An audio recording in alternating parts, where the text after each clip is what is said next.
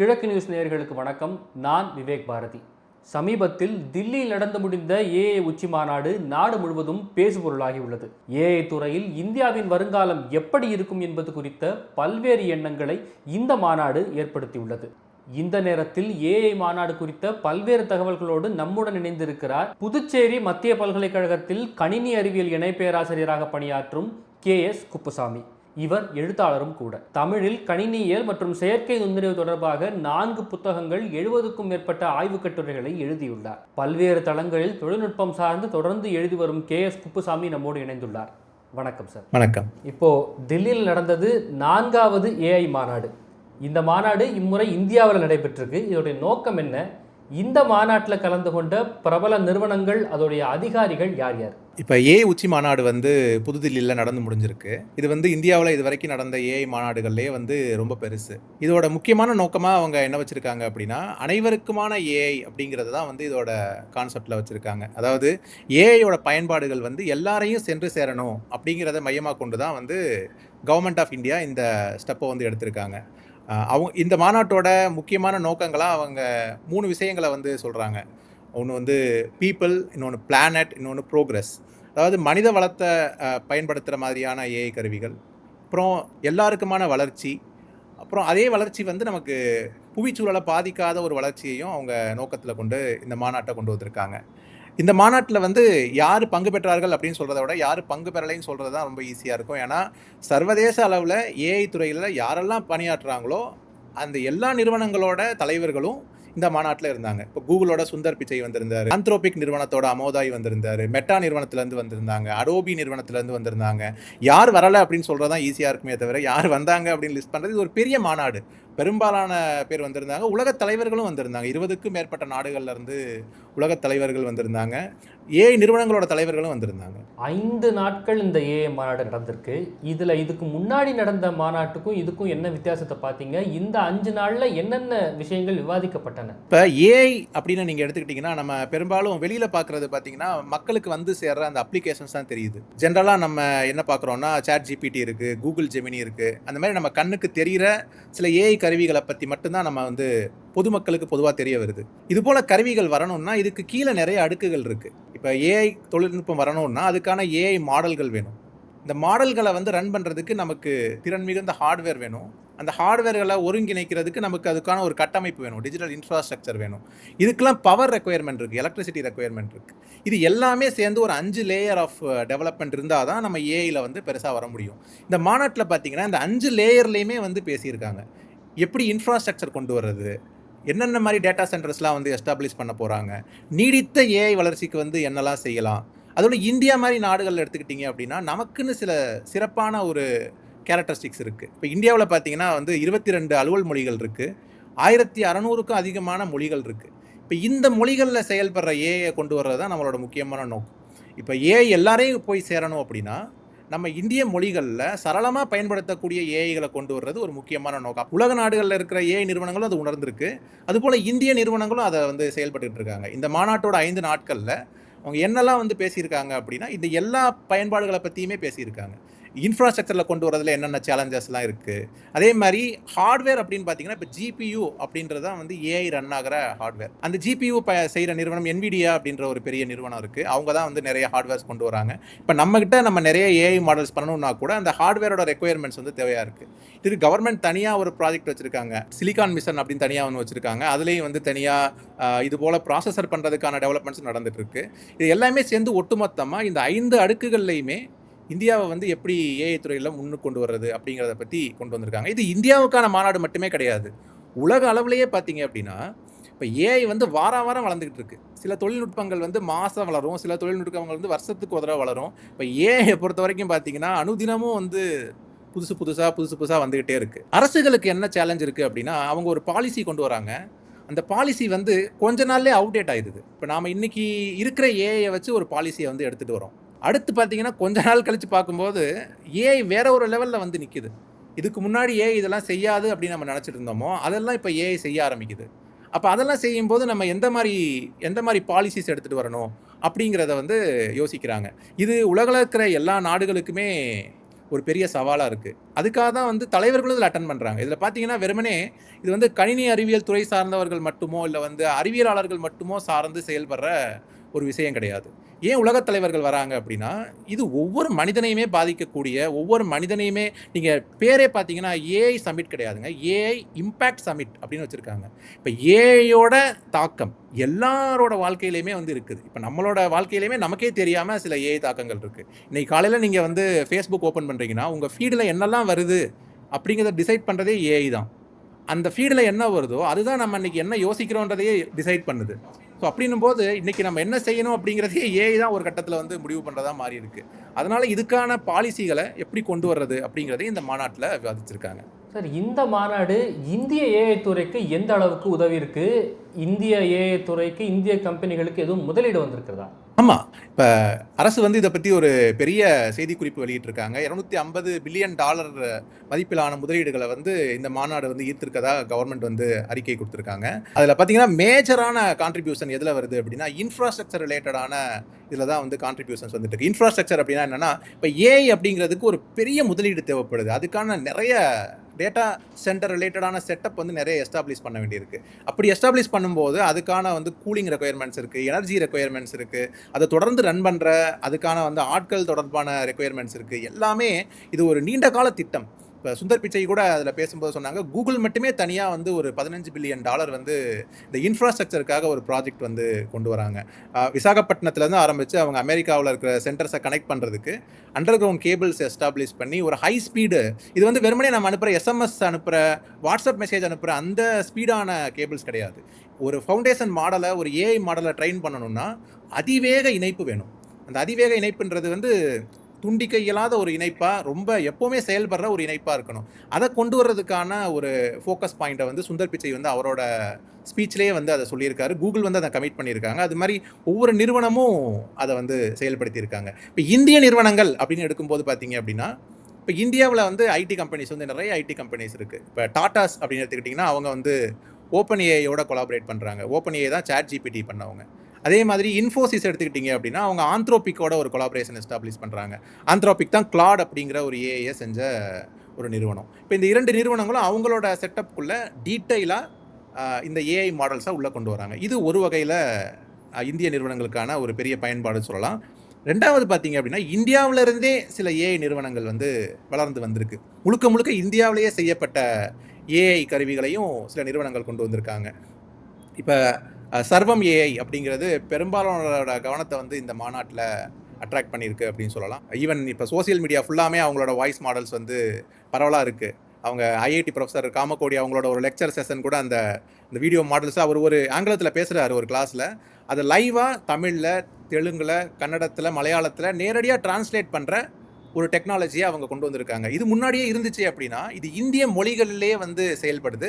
ரெண்டாவது, இப்போ நான் பேசுகிறேன்னு வச்சுங்களேன், என்னோட குரல்லையே அந்த டிரான்ஸ்லேஷன் வருது. இப்போ நான் உங்களோட இப்போ இந்த கான்வர்சேஷன் வந்து தமிழில் பேசிகிட்டு இருக்கேன் அப்படின்னா, இதே நேரத்தில் பேரலாக நம்ம வந்து இந்த கான்வர்சேஷனை தெலுங்குலையும் மலையாளத்திலையும் மாற்றக்கூடிய, என்னோட குரல்லையே மாற்றக்கூடிய, யார் பேசுகிறாங்களோ அவங்க குரல்லையே மாற்றக்கூடிய தொழில்நுட்பமாக ஒரு சில தொழில்நுட்பத்தை அவங்க சர்வம் ஏஐ வந்து கொண்டு வந்திருக்காங்க. இன்னும் சில மாதங்களில், இன்னும் சில மாதங்களுக்குள்ளே பார்த்தீங்கன்னா நம்ம எல்லாரோட பயன்பாட்டுக்கும் அந்த தொழில்நுட்பம் வந்து வர்றதுக்கான வாய்ப்புகள் இருக்குது. இந்த மாநாட்டில் எல்லாரையுமே அட்ராக்ட் பண்ணியிருக்க ஒரு விஷயம் அப்படின்னா அவங்க சர்வம் ஏஐயோட அந்த விஷயத்தை சொல்லலாம். ஈவன் அந்த கம்பெனிஸோட சிஇஓஸ் கூட சிலர் வந்து அவங்களோட பேச்சில் வந்து இதை குறிப்பிட்டாங்க. இப்போ சுந்தர் பிச்சைகிட்ட கேட்ட ஒரு கேள்வியில் கூட அவர் என்ன பேருந்தும் கவர்ந்த கம்பெனியாக அது இருக்குது அப்படிங்கிறத வந்து அவர் எக்ஸ்பிளைன் பண்ணார். அதனால் இந்திய நிறுவனங்களுக்கும் இது ஒரு பெரிய பூஸ்ட் தான். இப்போ சின்னதாக நிறைய நிறுவனங்கள் இருக்குது. சர்வம் ஏஐ மட்டுமே கிடையாது. பாரத் ஜென் அப்படின்னு ஒரு நிறுவனம், ஒரு மாடல் வந்திருக்கு. அது மாதிரி நிறைய இந்தியா சார்ந்த மாடல்கள், ஏஐ மாடல்கள் அப்படிங்கிறதுக்கு ஒரு பெரிய மார்க்கெட் இருக்குது. இது எல்லாமே ஒரு நிறுவனம் ஒரு விஷயத்தில் செயல்படுறாங்க அப்படின்னா அவங்க பண்ணுறது சேரிட்டி கிடையாது. ஏன் இந்தியாவை நோக்கி வராங்க அப்படின்னா, உலக அளவிலேயே அதிகமாக ஏஐ பயன்படுத்தக்கூடிய, அதிக எண்ணிக்கையில் ஏஐ பயன்படுத்தக்கூடிய நபர்கள் வந்து பார்த்திங்கன்னா 2 நாடுகளில் தான் இருப்பாங்க. ஒன்று சைனா, இன்னொன்று இந்தியா. இப்போ இந்தியா வந்து பார்த்திங்க அப்படின்னா நமக்கு ஒரு டைவர்ஸான ஒரு பாப்புலேஷன் இருக்குது. நம்மளோட டெமோகிராஃபிக் அட்வான்டேஜ் வந்து நமக்கு ரொம்ப அதிகம். இங்கே இருக்கிற ஆங்கிலம் பேசும் யூத் அப்படி அவங்களும் நிறைய இருக்காங்க. அது மாதிரி தொழில்நுட்பம் தெரிஞ்சவங்களும் நிறைய இருக்காங்க. இதோட மொழிகள் அப்படிங்கிறது, இந்த செட்டப் வந்து உங்களுக்கு வேறு எந்த ஒரு கண்ட்ரிலையுமே அவங்க எஸ்டாப்ளிஷ் பண்ண முடியாது. இப்போ இந்தியாவில் இருக்கிற அந்த மொழி வளமும் அதில் ஏஐ மாடல்ஸை ட்ரெயின் பண்ணுற தொழில்நுட்பமும் அதை நம்ம இங்கே தான் செய்ய முடியும். நமக்கான ஒரு யூனிக்கான அட்வான்டேஜ், நமக்கு தொழில்நுட்பமும் இருக்குது, அதே நேரத்தில் நமக்கான அந்த மார்க்கெட் பொட்டன்சியலும் இருக்குது, அதே போல் நமக்கு இருக்கிற அந்த மொழி வளமும் நமக்கு ஒரு பெரிய அட்வான்டேஜாக மாறுது. இதனால தான் இந்த ஏஐ கான்ஃபரன்ஸை பற்றி, இந்த ஏஐ சமிட்டை பற்றி நிறைய பேர் பேசியிருக்காங்க. நிறைய நாடுகளை சேர்ந்தவங்களும் வந்திருக்காங்க. பெரிய பெரிய நிறுவனங்களோட தலைமைச் செயல் அதிகாரிகள் எல்லாருமே இந்த மாநாட்டுக்கு வந்து அவங்க இந்தியாவை எப்படி அவங்க நிறுவனத்துக்கு சாதகமாக எப்படி பயன்படுத்திக்கலாம் அப்படிங்கிறதையும் பார்க்குறாங்க. அதே நேரத்தில் இந்திய அரசு என்ன பண்ணுது அப்படின்னா, நம்மளோட கண்ட்ரிக்கு என்னெல்லாம் தேவை, அதை நம்ம எப்படி கொண்டு போகிறது. ஏன்னா ஏஐ அப்படிங்கிற இந்த விஷயம் வந்து நான் முன்னமே சொன்ன மாதிரி ரொம்ப வேகமாக மாறிட்டு இருக்கு. இந்த ட்ரெயினை நம்ம மிஸ் பண்ணிட்டோம் அப்படின்னா நம்ம பின்தங்கிடுவோம்.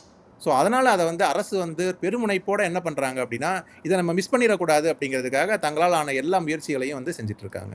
இப்போது பல நிறுவனங்களுடைய அதிகாரிகள் அதில் பங்கேற்றாங்க அப்படின்னு சொன்னீங்க. அவங்க பேசிய உரைகளில் அவங்க பேசினதில் முக்கியமான விஷயம்னு நீங்கள் எதை பார்க்குறீங்க?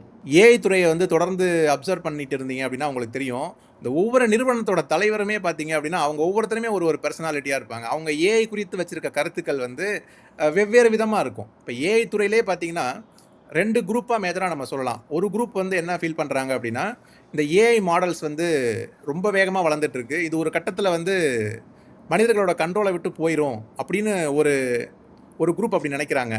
அதே இன்னொரு சாரார் என்ன நினைக்கிறாங்க அப்படின்னா, இல்லை இதெல்லாம் வெறும் அல்காரிதம் தான், இது எப்போவுமே வந்து நம்மளை தாண்டி போக முடியாது, நம்ம என்ன டேட்டாவை ஃபீட் பண்ணியிருக்கோமோ அந்த டேட்டாவுக்குள்ளே தான் இருக்கும் அப்படிங்கிற மாதிரி ஒரு குரூப் வந்து ஃபீல் பண்ணுறாங்க. இப்போ இந்த மாநாட்டுக்கு வந்திருந்ததுலேயே கூட பார்த்தீங்க அப்படின்னா சிலர் வந்து சொல்லியிருக்கிறது என்னென்னா, இந்தியா வந்து ஒரு மிகப்பெரிய டெமோக்ரஸி. இப்போ ஆந்த்ராபிக்கோட சிஇஓ அதை சொன்னார். டெமோக்ரஸியில் ஏஐயோட இம்பேக்ட் எப்படி இருக்கும் அப்படிங்கிறத ஸ்டடி பண்ணுறதுக்கு இந்தியா வந்து ஒரு மிகப்பெரிய எக்ஸாம்பிளாக அவங்களுக்கு இருக்குது. இதை வந்து அவங்க ஏன்னா உலகத்திலேயே மிகப்பெரிய ஜனநாயக நாடாக நம்ம இருக்கோம். இப்போ ஜனநாயகத்துக்கும் ஏஐக்குமே நிறைய இப்போ தொடர்பு இருக்குது. ஏன்னா கருத்துக்களை உருவாக்குறது, கருத்துக்களை பரப்புறது, மக்களிடையே கொண்டு போய் சேர்க்க வைக்கிறது, இது எல்லாத்துக்குமே இப்போ ஏஐ வந்து ஒரு முக்கியமான தொழில்நுட்பமாக மாறிடுச்சு. இன்றைக்கி வந்து ஏஐ வந்து அந்த அளவில் நமக்கு இருக்குது.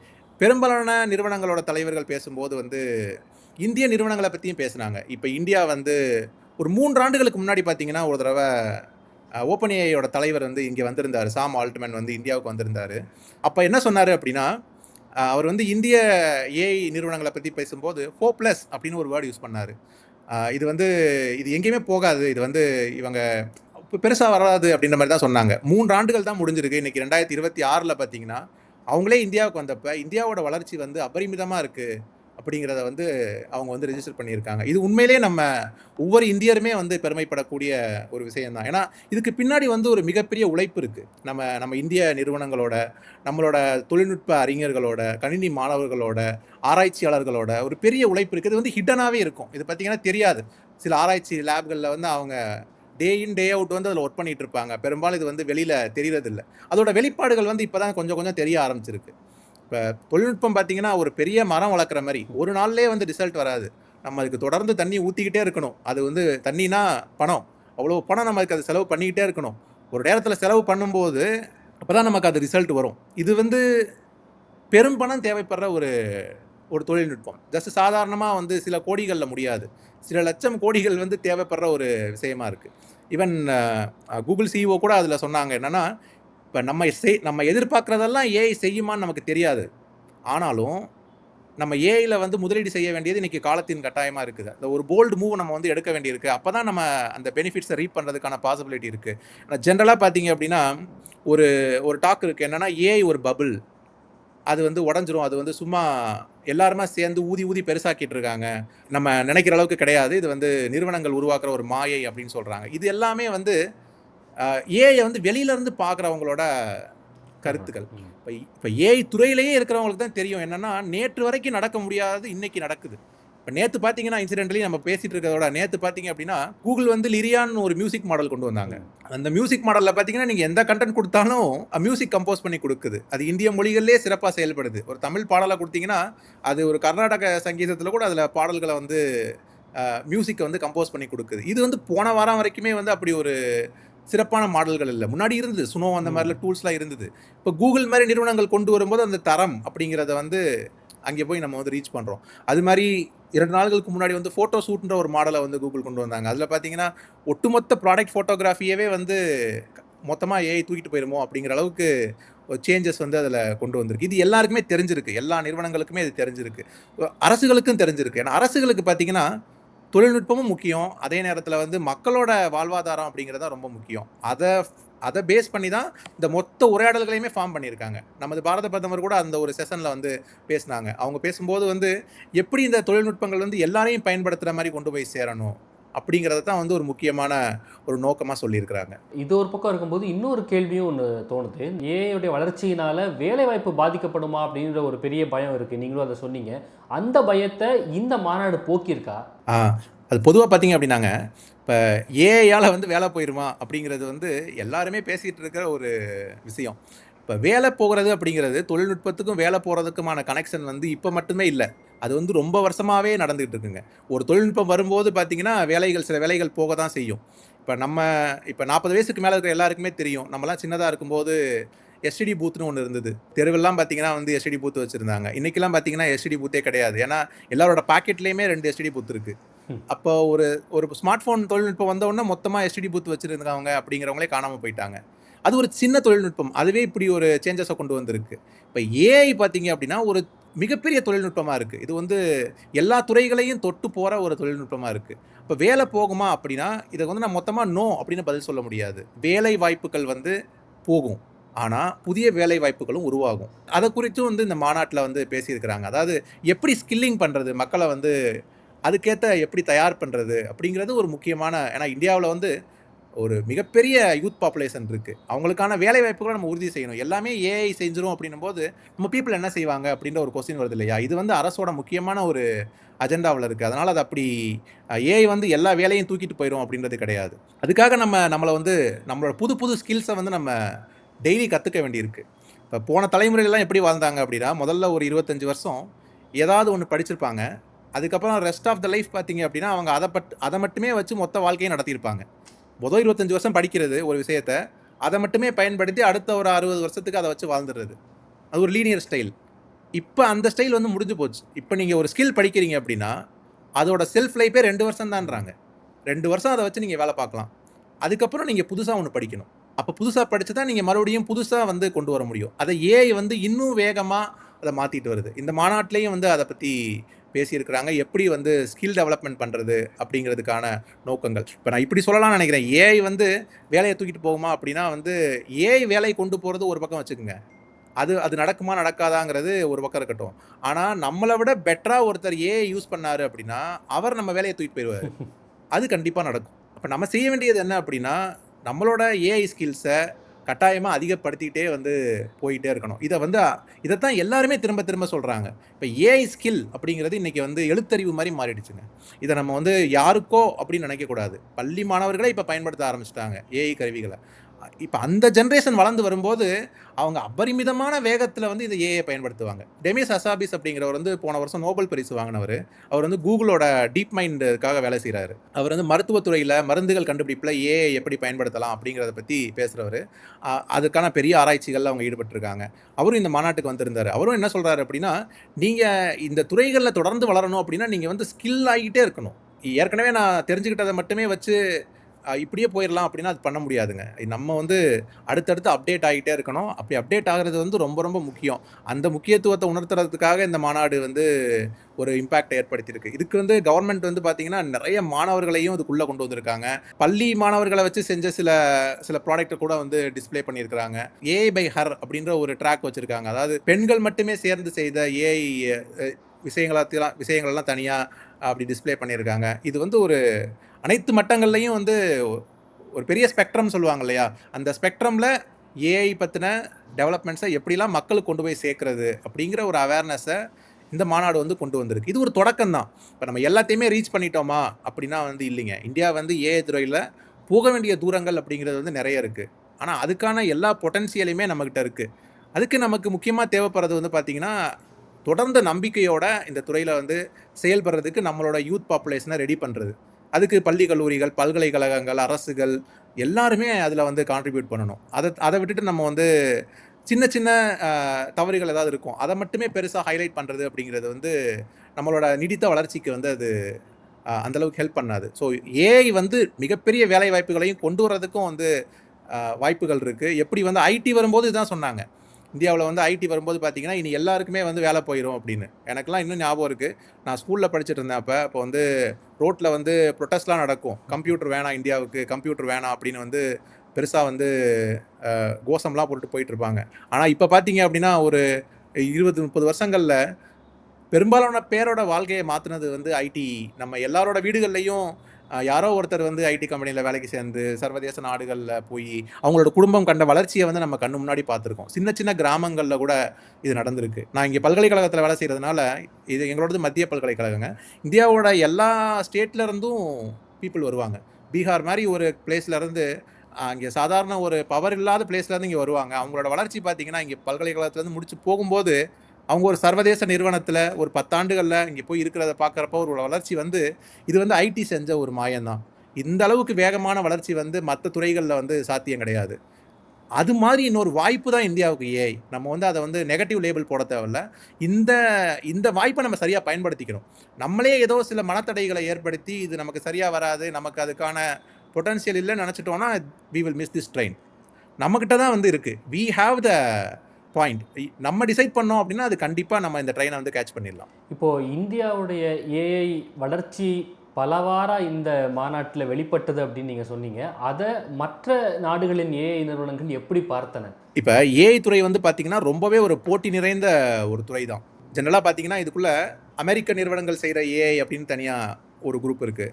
அது மாதிரி சீனாவிலேருந்து வர்ற ஏஐ கருவிகள்னு ஒன்று இருக்குது. டீப்சீக் வந்தப்போ இங்கே எல்லாருமே வந்து எல்லா மெயின் ஸ்ட்ரீம் மீடியாவிலையும் கூட அதை பற்றி பேசுனாங்க. இது மாதிரி ஒரு ஏஐ வந்து நம்ம ஊர்லேருந்து வராது அப்படின்ற மாதிரி பேசியிருந்தாங்க. ஃபவுண்டேஷன் மாடல்னு சொல்லுவாங்க. அந்த மாடல் நம்ம ரெடி பண்ணிட்டோம்னா அதுக்கு மேலே நம்ம எல்லாத்தையுமே வந்து ஈஸியாக கொண்டு வரலாம். அதை செய்கிறதுக்கான முயற்சிகளில் இந்தியா வந்து அந்த நிலையை எட்டுறாங்க அப்படிங்கிறத எல்லா நாடுகளுக்குமே அது வந்து புரிஞ்சிருக்கு. ஏன்னா நம்மளோட பொட்டன்ஷியல் வந்து பார்த்தீங்கன்னு வச்சுங்களேன், மற்ற நாடுகளோட கம்பேர் பண்ணும்போது நம்ம ஆல்டர்னேட்டிவ் ரூட்ஸை யோசித்து ஒரு பெரிய பட்ஜெட் இல்லாமல் அதை விட ஒரு கம்மியான பட்ஜெட்லேயே வந்து விஷயங்களை செய்கிறதுக்கான ஒரு தொழில்நுட்பத்தை நம்ம வந்து எல்லா துறைகள்லையுமே நம்ம பண்ணியிருக்கோம். ஈவன் வந்து நம்ம மங்கள்யான் அனுப்புனப்போ கூட வந்து பெரிய பட்ஜெட் இல்லாமல் அவங்க செய்கிறதுல ஒரு 10% 20% பட்ஜெட்லேயே நம்மளால் அதை செய்ய முடிஞ்சிருக்கு. ஸோ இந்தியாவை பற்றின அந்த ஒரு ஹோப் வந்து அவங்ககிட்ட எப்போவுமே இருக்குது. அது மாதிரி ஐடி நிறுவனங்கள் அப்படின்னு எடுத்துக்கிட்டிங்கன்னா நம்மளோட ஆதிக்கம்ங்கிறது வந்து எப்போவுமே அதிகமாக தான் இருக்குது. அதனால் இந்த மாநாடு அப்படிங்கிறது நம்ம சரியான திசையில் போக ஆரம்பிச்சிருக்கோம் அப்படிங்கிறதுக்கான ஒரு இண்டிகேஷன். ஆனால் நான் முதவும் சொன்ன மாதிரி திரும்பவும் ஒரு தடவை சொல்கிறேன், நம்ம போக வேண்டிய தூரம் வந்து ரொம்ப தூரம் இருக்குது. நம்மகிட்டையும் வந்து நிறைய நம்மளை திருத்திக்க வேண்டிய விஷயங்களும் நிறைய இருக்கும். நம்ம வெறுமனே வந்து நம்பர்ஸ் பின்னாடி ஓடாமல் இன்னும் வந்து அடிப்படையான விஷயங்களை செய்கிறதுக்கான விஷயங்களும் இங்கே நடந்துகிட்டு இருக்கு. அதையுமே நம்ம வந்து சீரியஸாக ஃபோக்கஸ் பண்ணணும். ஸோ இது வந்து ஏஐ பற்றின ஒரு இமேஜை இப்போ குளோபல் லெவலில் எடுத்துக்கிட்டிங்க அப்படின்னா இந்தியாவோட இமேஜை வந்து இது வந்து இன்னும் நல்ல ஒரு இடத்துக்கு கொண்டு வந்திருக்கு அப்படின்னு தான் சொல்லணும். ஏன்னா இதை நம்ம சொல்கிறது வந்து பெரிய விஷயம் கிடையாது. இங்கே வந்து அட்டன் பண்ணிட்டு போன நிறுவனங்களோட தலைவர்கள் அவங்களோட பிளாகில் எழுதியிருக்க கண்டென்ட்லாம் படிச்சிங்க அப்படின்னா அவங்க என்ன சொல்லியிருக்காங்க அப்படிங்கிறத நம்ம படித்தாலே நமக்கு தெரியும். நம்ம இங்கே லோக்கலில் சோசியல் மீடியாவில் வர விஷயங்களை பார்த்து சில விஷயங்களை நம்ம கணிக்கிறோம். ஆனால் அப்படி இல்லாமல் இப்போ கூகுள் வந்து ஒரு பிளாக் எழுதியிருக்காங்க, இந்தியாவோட இம்பேக்ட் வந்து எப்படி இருக்குது, இந்த சமிட்டோட இம்பேக்ட் வந்து எப்படி இருக்குது அப்படின்னு. ஸோ அதை நம்ம பார்க்கும்போது நமக்கு எல்லாருமே வந்து இது ஒரு தேவையான ஒரு விஷயம்தான் அப்படிங்கிற மாதிரி. இந்த மாநாட்டோட தீமே பார்த்தீங்கன்னா குளோபல் சவுத் அப்படின்ற ஒரு விஷயம் சொல்கிறாங்க. எல்லாமே அங்கே தான் நடந்துகிட்டு இருக்கு. இப்போ இந்தியா வந்து அந்த குளோபல் சவுத்தை வந்து ப்ரொமோட் பண்ணுற நோக்கத்தில் இருக்காங்க. இந்த பக்கமும் கொண்டு வரணும். ஏன்னா இப்போ ஏஐ வந்து ஒரு சில நாடுகளோட பவரில் மட்டுமே மாட்டிடுச்சு அப்படின்னா அது ஒரு மிகப்பெரிய ஆபத்துக்கான ஒரு வழியாக போய் முடியும். இப்போ இந்த தொழில்நுட்பம் வந்து ஒரு கண்ட்ரிகிட்ட தான் இருக்குது, 2 கண்ட்ரிகிட்ட தான் இருக்குது அப்படின்னு வந்துருச்சுன்னா நாளைக்கு இது செய்யக்கூடிய ஜாலங்களில் வந்து பிறரெல்லாம் ரொம்ப ஈஸியாக வந்து பின்தங்கி போயிடுவோம். அப்படி நடக்காமல் இருக்கிறதுக்கு இந்த குளோபல் சவுத்தில் இருக்கிற ஃபோர்ஸஸை யுனைட் பண்ணதில் நம்மளோட இந்த ஏஐ இம்பேக்ட் சமிட் வந்து ஒரு பெரிய ரோலை வந்து ப்ளே பண்ணியிருக்கு. அது வந்து உண்மையிலேயே நம்ம அப்ரிசியேட் பண்ண வேண்டிய ஒரு விஷயம்தான். இப்போ இந்த ஏஐ பற்றிய அபாயங்கள் அல்லது பயங்கள் இதை பற்றி யோசிக்கும்போது ஒரு விஷயமும் தோணுது. பிரதமரும் அதை குறிப்பிட்டு சொன்னார். இந்த டீப் ஃபேக் மாதிரியான விஷயங்கள்லேருந்து நம்ம கொஞ்சம் விலகி இருக்கணும் அப்படின்ற மாதிரி சொன்னார். அந்த பயத்தை இந்த மாநாடு வந்து ஏதாவது அதை பற்றி பேசுனாங்களா, விவாதிக்கப்பட்டதா? இப்போ டீப் ஃபேக் அப்படிங்கிறது வந்து பார்த்தீங்கன்னா இப்போ இல்லாத ஒரு விஷயத்தை அப்படி இருக்கிற மாதிரி ஒரு ரியாலிட்டியில் கொண்டு வர்ற ஒரு விஷயம்தான். அது இப்போ ஒரு கணினி அறிவியல் மாணவர்கிட்ட கேட்டிங்கன்னா அதை செய்கிறது வந்து ஒரு அல்கரிதம் அப்படிங்கிற விதத்தில் ஒரு தொழில்நுட்ப வளர்ச்சி அப்படின்னு சொல்லுவார். ஆனால் சமுதாய நோக்கத்தில் பார்த்தீங்கன்னா அது ஒரு பாதிப்பு. இப்போ என்னோட குரலை இப்போ உங்களோட குரல் எடுத்துக்கிட்டு ஒரு 5 செகண்ட் கிளிப்பிங் மட்டும் எடுத்திங்கன்னா எந்த டெக்ஸ்ட் கொடுத்தாலும் உங்கள் குரல்லையே பேசுகிற மாதிரி ஏஐ வந்துருச்சு. இப்போ 4-5 நாட்களுக்கு முன்னாடி வாய்ஸ் பாக்ஸ்னு ஒன்று வந்திருக்கு. அதில் பார்த்தீங்கன்னா இந்த 5 செகண்ட் கிளிப் வாய்ஸ் போட்டிங்கன்னா என்ன கண்டென்ட் கொடுத்தாலும் வந்து உங்களோட வாய்ஸ்லேயே பேசும். இப்போ இந்த டீப் ஃபேக்ன்றது பிரச்சனை தான். அதுக்கான ஃபேக்ட் செக்கிங் அதுக்குமே ஏஐ டூல்ஸ் இருக்குது. இப்போ பொதுவாக என்னென்னா மக்களுக்கு ஒரு விழிப்புணர்வு என்ன வரணும் அப்படின்னா, ஒரு விஷயத்தை ஆடியோவா வீடியோவா நம்ம எந்த மீடியாவில் பார்த்தாலும் அதை அப்படியே உண்மைன்னு நம்பக்கூடாது. அந்த விழிப்புணர்வை ஏற்படுத்துறதுக்கான விஷயங்களும் வந்து இதில் சொல்லியிருக்காங்க. நீங்கள் கரெக்டாக சொன்ன மாதிரி நம்ம பிரதமரும் வந்து அதில் சொல்லியிருக்காங்க. இது ஒரு முக்கியமான பிரச்சனை. இந்த பிரச்சனையை நம்ம வந்து ஹேண்டில் பண்ண வேண்டியிருக்கு அப்படின்னு. அது நம்ம எல்லாரோட கையிலையுமே இருக்குது. பெரும்பாலும் நம்ம என்ன பார்க்குறோம்னா, ஏதோ ஒன்று நமக்கு பிடிச்ச கருத்து அப்படிங்கிறதுனால அது உண்மையா பொய்யா அப்படின்னு பார்க்காம நம்ம வந்து ஒரு 50 பேருக்கு அதை வந்து அனுப்பி விட்டுரும். அதனால தான் இந்த டீஃபேக்ஸ் அப்படிங்கிறது வந்து ரொம்ப வளருது. இது நான் முதவே சொன்னேன் இல்லைங்களா, அந்த ஜனநாயகத்தில் வந்து இது ஒரு முக்கியமான ஒரு பாயிண்ட். கருத்துக்களை உருவாக்குறது. அதுக்கு வந்து இந்த டீஃபேக்கை வந்து நெகட்டிவான சில விஷயங்களை உருவாக்குறதுக்கு மக்கள் பயன்படுத்துவாங்க. பயன்படுத்தக்கூடும், கண்டிப்பாக பயன்படுத்த தான் செய்வாங்க. அதுக்கான விழிப்புணர்வோடு நம்ம இருக்கணும். யாரோ பேசுகிற மாதிரி ஒரு வீடியோ வருது அப்படின்னா அதை உடனடியாக நம்ம வந்து நம்ப முடியாது. ஏன்னா இன்றைக்கி தொழில்நுட்பம் வந்து நம்மளே பேசினாலும் அந்தளவுக்கு பேச முடியாது. அப்படி பேசுகிற ஒரு வீடியோ கிரியேஷன் டூல்ஸ் வந்துருச்சு. அந்தளவுக்கு பேசுகிற ஆடியோ ஜென்ரேஷன் டூல்ஸ் வந்துருச்சு. அப்போ அதனால் இது வந்து நம்மளோட நடைமுறை மாற்றங்களையும் நம்ம அதை வந்து கொண்டு வர வேண்டியிருக்கு. அதனால் இது எல்லாரோட கைகள்லையுமே இருக்குது. நம்ம வீடுகளில் இருக்கிறவங்ககிட்ட, நம்ம குழந்தைகள்கிட்ட, நம்ம பார்க்குற எல்லா சரௌண்டிங்கில் இருக்கிறவங்க எல்லாத்தையுமே நம்ம என்ன அவேர்னஸ் க்ரியேட் பண்ணணும் அப்படின்னா, நீங்கள் சோசியல் மீடியாவில் பார்க்குற அந்த ஆடியோ கண்டென்ட்ஸை, வீடியோ கண்டென்ட்ஸை எல்லாத்தையுமே அப்படியே எடுத்துக்காதீங்க.